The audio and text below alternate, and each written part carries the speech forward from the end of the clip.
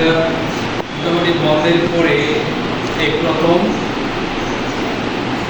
করতে যাচ্ছি না মাল্টিমিডিয়া ক্লাস। এর আগে আমরা মাল্টিমিডিয়া ক্লাস করতে যেয়ে কি হলো, একটা সমস্যা হয়ে গেছিল নাকি, ল্যাপটপে একটা সমস্যা হয়ে গেছিল। তোমাদের সময় তো নাকি না ক্লাস ফোরকে নিয়ে ওদেরকে নিয়ে আচ্ছা হ্যাঁ ওকে। তাহলে আজকে আমরা এই যে আমাদের আজকের ক্লাসে সকলকে স্বাগতম, মাল্টিমিডিয়া ক্লাসে সকলকে স্বাগতম। ঠিক আছে, এটা মনে থাকবে। আমরা এখন কি ক্লাস করব? গণিত ক্লাস করব। দেখি কি অংশ কোনটা আসে। আমরা গণিতের চ্যাপ্টার করবো, সেটা হচ্ছে পঞ্চম অধ্যায়ে হ্যাঁ বিশেষ পাঠ লসাগুয়ের ব্যবহার। অর্থাৎ আমরা কি করবো, লসাগুয়ের ব্যবহারটা আজকে করবো, অর্থাৎ কীভাবে লসাগু করতে হয় সেই বিষয়টা সম্পর্কে আজকে আমরা জানবো। ঠিক আছে, এটা হলো আমাদের পাঠ পরিচিতি। এখন যেটা আমরা শিখবো আজকে, মৌলিক উৎপাদকের সাহায্যে লসাগু নির্ণয় করতে পারবে।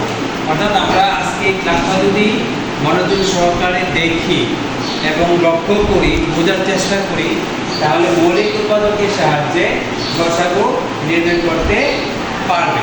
অর্থাৎ তোমরা লসাগু নির্ণয় করতে পারবে। ঠিক আছে, তারপরে দেখো মৌলিক উৎপাদকের সাহায্যে লসাগু নির্ণয় করতে পারবে, লসাগু নির্ণয় করতে পারবে এবং লসাগু নির্ণয় করতে পারবে।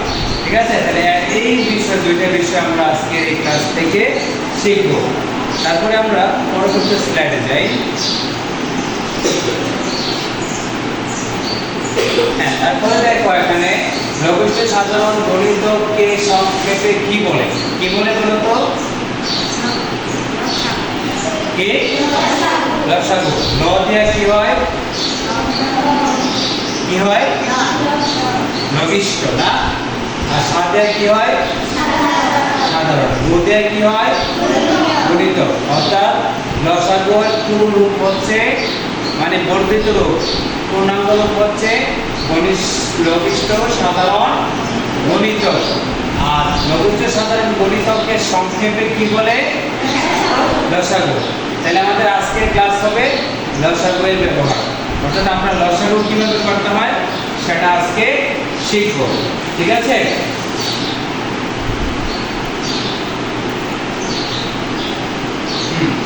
দেখো আমাদের এখানে এই যে দেখো এখানে কিছু টাইলস দেওয়া আছে। এটা কি? এটা কি বলতো? টাইলস। এটা কি? টাইলস। যদি আমরা বাড়িতে বাসায় আমাদের ফ্লোরে টাইলস বসাই না, ওয়াশরুমে, তারপরে কিচেনে আমরা টাইলস বসাই না, টাইলস। এই টাইলস হচ্ছে এটা। ঠিক আছে, এই টাইলসের মাধ্যমে কিভাবে আমরা লসাগুটা বের করতে হয়, টাইলসের মাপযোগ দেখে আমরা লসাগুটা বের করব। ঠিক আছে, আর এটা হচ্ছে আমাদের একটা সাধারণ একটা বিষয়। আমরা এই বিষয়টা সম্পর্কে জ্ঞান অর্জন যাতে করতে পারি এর জন্য একটা দেওয়া, আর এখানে কিছু ছবি দেওয়া আছে, এগুলোর ব্যবহার আমরা পরবর্তী স্লাইডে জানবো। আমরা মূলত এই যে টাইলসটা আছে না, এটার দিকে আমরা একটু ভালো করে নজর দেব। ঠিক আছে, এই যে দেখো এটা আমরা কি দেখতে পেলাম? একটা টাইলস দেখতে পেলাম। হ্যাঁ,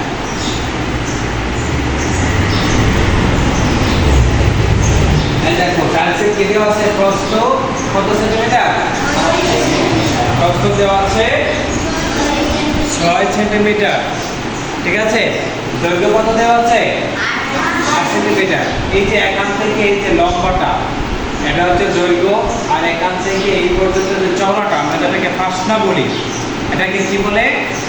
প্রস্থ। সবসময় বড় হয় কোনটা, দৈর্ঘ্য নাকি প্রস্থ? দৈর্ঘ্যের পরিমাণ বড় হয় বা বেশি হয়, আর প্রস্থের পরিমাণ কম হয়, মানে দৈর্ঘ্য থেকে ছোট হয়। তাহলে আমরা এই কাজ থেকে দৈর্ঘ্যটা শিখে নিলাম, প্রস্থটাও শিখে নিলাম। হ্যাঁ, এবার দেখি একটা হচ্ছে আমাদের পুরো একটা ঘরের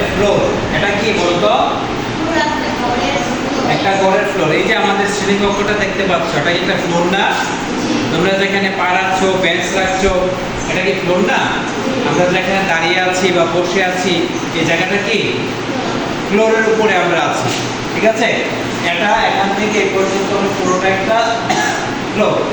এই ফ্লোরটাকে আমরা টাইলস দিয়ে সাজাবো, টাইলসগুলি বসাবো, ঠিক আছে? এই যে দেখো এখানে একটা টাইলস, এটা কিন্তু একটা টাইলস, আমরা টাইলসটা বসানো শুরু করলাম, ঠিক আছে? তারপরে দ্বিতীয় টাইলসটা বসাই, তৃতীয় টাইলসটা বসাই, চতুর্থটা বসাই। হ্যাঁ, এভাবে আমরা সব কটা টাইলস দেখি আমরা কটা বসাতে পারি। এই যে কয়টা টাইলস এখানে 1 2 3 1 2 3 4 কয়টা 12টা। তাহলে টাইলসের সংখ্যা হলো এখানে 12টা। প্রত্যেকটা টাইলসের দৈর্ঘ্য কত মিটার, কত সেন্টিমিটার? 8 সেন্টিমিটার। এই যে এখান থেকে পর্যন্ত এই তাহলে তিনটা টাইলস যোগ করে মোট দৈর্ঘ্য কত হলো? আর এটা কি প্রস্থ, এখান থেকে এই পর্যন্ত প্রস্থ, এখান থেকে এই পর্যন্ত প্রস্থ 1 2 3 4 চারটা টাইলস আছে। প্রস্থ কত সেন্টিমিটার? প্রস্থ কত সেন্টিমিটার? কত? 6 সেন্টিমিটার। এখানে তো দেওয়া আছে এই যে প্রস্থ কত সেন্টিমিটার? 6 সেন্টিমিটার। আর কত আছে? 1 2 3 4। তাহলে 4 6 4 6 6 12 18 24। তাহলে কত সেন্টিমিটার প্রস্থ হলো? 24, ঠিক আছে? আর এদিকে দৈর্ঘ্যটা হলো 8 সেন্টিমিটার। এই টাইলসটি দিয়ে আমরা এখন যে কাজটা করব সেটার দিকে আমরা সবাই মনোযোগের সাথে লক্ষ্য করব। তারপরে এখানে দেখে কত আছে সমাধান। 8 ও 6 এর লসাগু হবে, হ্যাঁ, নির্ণয় বর্গক্ষেত্রের এক বাহুর দৈর্ঘ্য।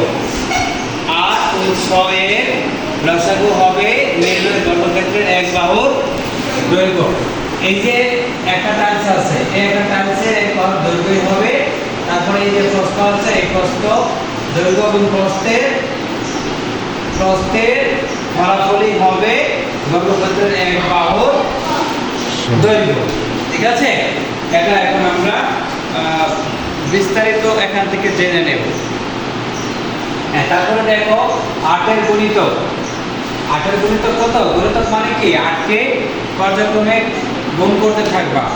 8 কে 1 দিয়ে গুণ করলে কত হয়? 8 কে 8। 8 কে 2 দ্বারা গুণ করলে কত হয়? 16। 8 কে 3 দ্বারা গুণ করলে কত হয়? 8 কে 4 দ্বারা গুণ করলে 32। 8 কে 5 দ্বারা গুণ করলে 8 কে 6 দ্বারা গুণ করলে। তাহলে 8 এর গুণিতক মানে কি? যার গুণিতক বের করবা ওই সংখ্যাটাকে ক্রমান্বয়ে 1 থেকে 1 2 3 4 5 6 7 8 এভাবে গুণ করতে করতে যাইবা। একটা নির্দিষ্ট সময় পর্যন্ত যাওয়া গেলে ভালো, বেশি যাওয়ার কোনো প্রয়োজন নাই। তাহলে 8 এর গুণিতক আমরা কিভাবে বের করব? ওই যার গুণিতক বের করব ওই সংখ্যাটাকে 1 2 3 4 এভাবে গুণ করতে করতে করতে করতে আমরা সামনের দিকে যাব। তাহলে প্রথম আমরা 8 কে 1 দ্বারা গুণ করলাম, 8 কে 8। তারপর 8 কে 2 দ্বারা গুণ করলাম, 8 2 গুণে 16। তারপর 8 কে 3 দ্বারা গুণ করলাম, 3 8 এ 24। তাহলে এই পর্যায়ে এইভাবে আমরা গুণিতকটা বের করলাম। তারপর আমরা কিসের গুণিতক বের করব? এখানে 6 এর 6 এর গুণিতক বের করব। আবার 6 কে কত দ্বারা গুণ করতে করতে যাব? কত পদ্ধতি বলো? 1 থেকে 6 কে 6 কে 2 দ্বারা গুণ করলে 6 2 গুণে 3 দ্বারা গুণ করলে 4 দ্বারা গুণ করলে 6 দ্বারা করলে 7 দ্বারা করলে 8 দ্বারা করলে 7 দ্বারা করলে 6 7 42 6 8 48।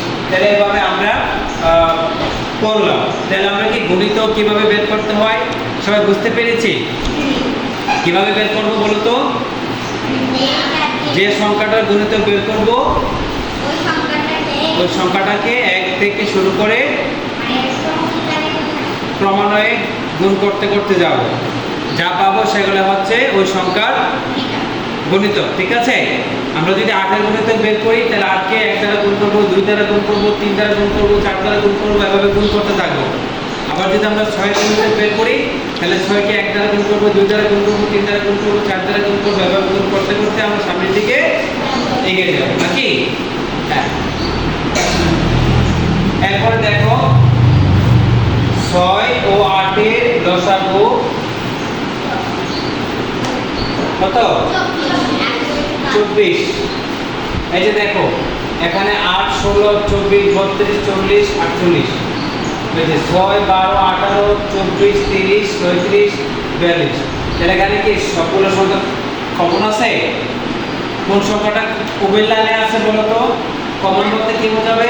মানে মিলাই নিয়ে আসছে। হ্যাঁ, কমন বলতে বোঝাবে 6 এর মধ্যেও গুণিতকটা আছে, 8 এর মধ্যেও গুণিতকটা আছে, এটাকে কমন বোঝাবে। এটাই হবে কি হবে? এটাই হবে বর্গক্ষেত্রের এক বাহুর দৈর্ঘ্য। এক বর্গক্ষেত্রের এক বাহুর দৈর্ঘ্য অর্থাৎ লসাগু। তাহলে এখানে দেখো দুইটা রাশির মধ্যে এই 8 এর গুণিতকের মধ্যে আর 6 এর গুণিতকের মধ্যে কোন সংখ্যাটা উভয় লাইনে আছে বলো তো? 24 24 না? তাহলে আমরা 6 এর এবং 8 এর গুণিতক 24 নিলাম, ঠিক আছে? 6 এর আর 8 এর গুণিতক হলো 24।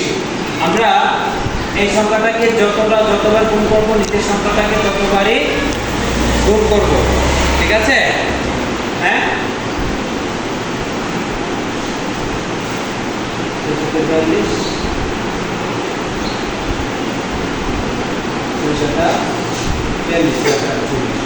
তাহলে সুতরাং বর্গক্ষেত্রের এক বাহুর দৈর্ঘ্য কত সেন্টিমিটার? 24 সেন্টিমিটার। তাহলে আমরা 24 সেন্টিমিটার কেন হলো বলো তো? আমরা কয়টা কাজ ব্যবহার করেছি এখানে? কয়টা? 3টা। এই যে 8 গুণন 2 গুণন 3, তাহলে 8 এ 16, 16 আর 8 এ 24। তাহলে এই 3টাকে যদি এক ভাগ করি এই যে হইছে নি এক ভাগ দৈর্ঘ্য 24 সেন্টিমিটার। আর এক ভাগ দৈর্ঘ্য কত? 1 2 3, তিনটা ধরলে এখানেও এইভাবে যদি আমরা গুণ করি তাহলে দৈর্ঘ্য তো এটা আর এটা কি প্রস্থ। তাহলে আমরা কি বের করলাম এখন? এক বাহুর দৈর্ঘ্য হলো 24 সেন্টিমিটার, ঠিক আছে? তারপরে দেখো সবচেয়ে ছোট বর্গক্ষেত্রের টাইলসের সংখ্যা কত? সবচেয়ে ছোট বর্গক্ষেত্রের টাইলসের সংখ্যা কত? 3 আর 4, 3 4 এ 12। এই যে 1 2 3, এখানে কত আছে? 3টা। তাহলে সবচেয়ে ছোট বর্গক্ষেত্রের টাইলসের সংখ্যা হলো 12টি। 12টি না? 1 2 3 4 5 6 7 8 9 10 11 12। বর্গক্ষেত্রের সবচেয়ে ছোট বর্গক্ষেত্রটির টাইলসের সংখ্যা হলো 12টি। তাহলে সবচেয়ে ছোট টাইলসের সংখ্যা হলো এখানে আমরা 12টি পাইছি। আর বর্গক্ষেত্রের টাইলসের বর্গক্ষেত্রের এক বাহুর দৈর্ঘ্য পাইছি আমরা 24। আচ্ছা, এরপর দেখি নেক্সট কি আসে। হ্যাঁ, এখন তোমরা দৈর্ঘ্য কাজ করবা। দুইটি ঘন্টা আছে, ঠিক আছে? একটি 12 মিনিট পর পর এবং অন্যটি দেখো তো অন্যটি 5 মিনিট পর পর বাজে। যদি ঘন্টা দুটি একসাথে বিকাল 3টার সময় বাজে তাহলে পরবর্তীতে কখন পুনরায় একসাথে বাজবে? আমরা কিসের গণিত বের করবো বলো তো? 12 আর 5 এর। তাহলে 12 গণিতগুলো কেমনে বের করবো? 12কে 12 দিয়ে 12কে কত দিয়ে গুণ করতে করতে যাব? 1 2 3 4। 12 যদি 1 দ্বারা গুণ করি কত হবে? 12 হবে 12। 12 দুগুণা 3 12 36। এভাবে আমরা গণিতগুলো বের করব। আর 5 এর গণিতগুলো কেমনে বের করব? 5 কে 5, 5 দুগুণে 10, 3 5 15, 4 5 20 নাকি? 5 5 25। এভাবে আমরা গণিতগুলো বের করব। এগুলো তোমরা নিজেরা দলীয় কাজ করবে এখন, ঠিক আছে?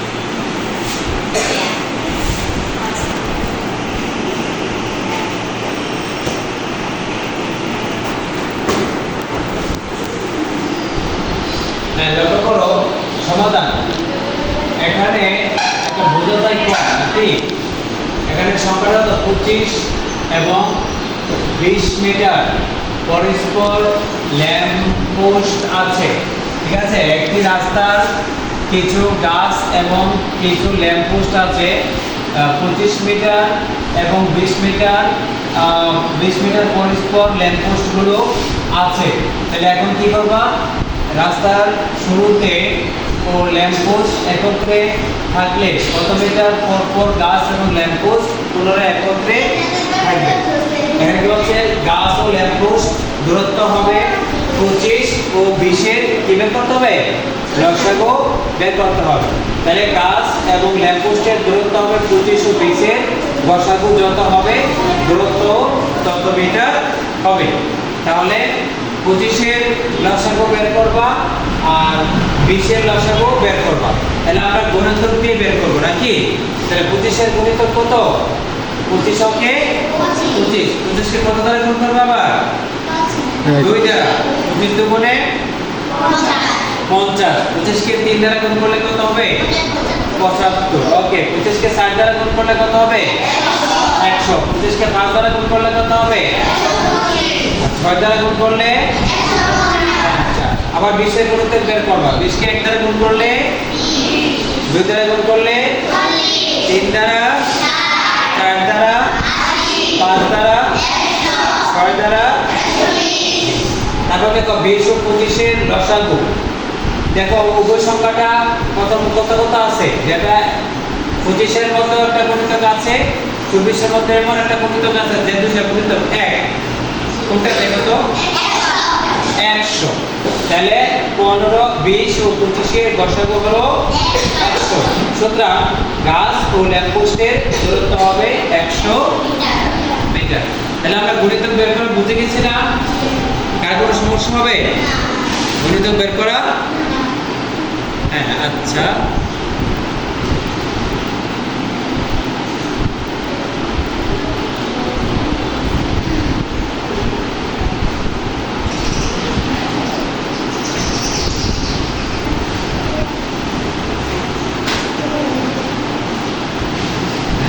বাড়ির কাজ করবা। অনুসরণী 5 এর 4 ও 5 নং।